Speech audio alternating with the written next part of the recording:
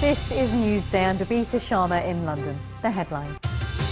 3 people are injured after a shooting at the YouTube headquarters in California. Officers encountered numerous employees fleeing from the building. It was very chaotic, as you can imagine. Workers have been led from the scene. The shooter is believed to have killed herself. We have the latest live from San Francisco. And I'm Sharon Jignale in Singapore, also on the programme. Reunited after 24 years, the incredible story of a family search that's captivated China and the world. And the images that reveal how drones are helping in the fight to save endangered species. Live from our studios in London and Singapore. This is BBC World News. It's Newsday. Thanks for joining us. We start this hour with breaking news with the situation from San Francisco, where at least 3 people have been wounded in a shooting at YouTube headquarters in California. Witnesses say a suspect opened fire, sending employees running into the street. We know that at least 1 victim remains in critical condition. Police at the scene say a woman is suspected of opening fire and is believed to be dead. In a moment, we'll get the latest from San Bruno with our correspondent there, Dave Lee. But first, let's hear from the police chief of San Bruno, who gave an update on what happened when police arrived at the scene. Upon arrival, officers encountered numerous employees fleeing from the building. It was very chaotic, as you can imagine. We did encounter 1 victim with an apparent gunshot wound towards the front of the business as we arrived. Several minutes later, while conducting a search of the premises, officers located a second individual with a gunshot wound that appears to may have been self-inflicted. We are still working on confirming that. 2 additional victims were located several minutes later at an adjacent business. The extent of all of the injuries of our victims are unknown right now. They were all transported for emergency medical care. Well, a short time ago, a spokesperson for the Zuckerberg San Francisco General Hospital and Trauma Center gave this update on the people that they were treating. We've received a total of 3 patients, and we do not expect additional patients from this incident. We have 2 females and 1 male. The females are ages 32. That patient is in serious condition. We have a 27-year-old female in fair condition. And we have a 36-year-old male who is in critical condition. As I said, we do not expect additional patients from this incident. OK, well, let's cross live now to Dave Lee, who's in San Bruno for us. Dave, the situation then under control now, we understand, but still in lockdown?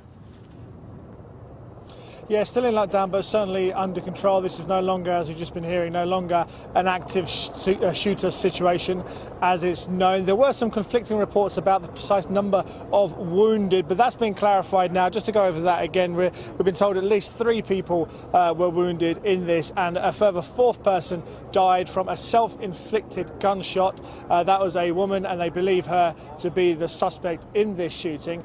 Our partners here in the US, CBS News, they're reporting that law enforcement believes that the suspect shooter was the girlfriend of one of the victims, one of the male victims, and they're looking into that line as potentially being one of the reasons behind this shooting. Like I say, that comes from our partners here, CBS. We haven't been able to confirm that ourselves here at the BBC, but police are just going through the process now, of course, of establishing exactly what happened inside YouTube's headquarters, which is just behind me up the street here, and to work out where this investigation goes next. We've learned in the last few moments that the FBI is part of that investigation, and the companies involved, YouTube and Google, are of course cooperating with that fully as well. And as you say, Dave, now the situation turns to one of what exactly happened. But what we do know from the latest reports is that the shooter was a woman and she died of a self-inflicted gunshot wound. Yes, which of course would stand it apart from many shooting incidents, particularly here in America.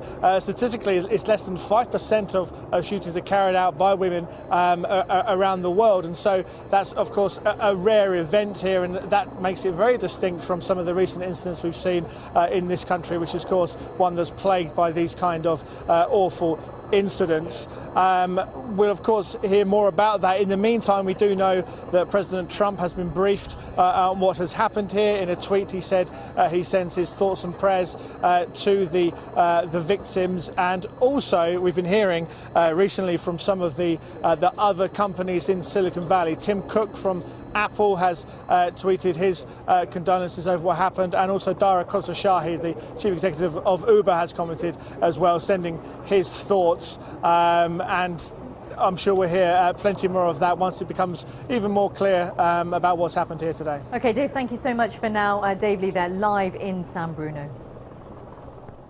Now, as you heard from Dave there, he talked about the White House saying that President Trump has been briefed on the situation and that his administration is monitoring the situation there in San Bruno. Our correspondent Peter Bowes now is in Los Angeles to take a look at the potential government response to this, because, Peter, we know the shooting comes amid a heated debate on gun control measures in the United States. Of course, an estimated 1.5 million people actually participated in demonstrations just late last month, calling for stricter firearms measures following that deadly school shooting in Florida. So how might this latest, even though it doesn't have quite the numbers as previous incidents have had in terms of casualties, how might this start to potentially influence government, views on gun control measures?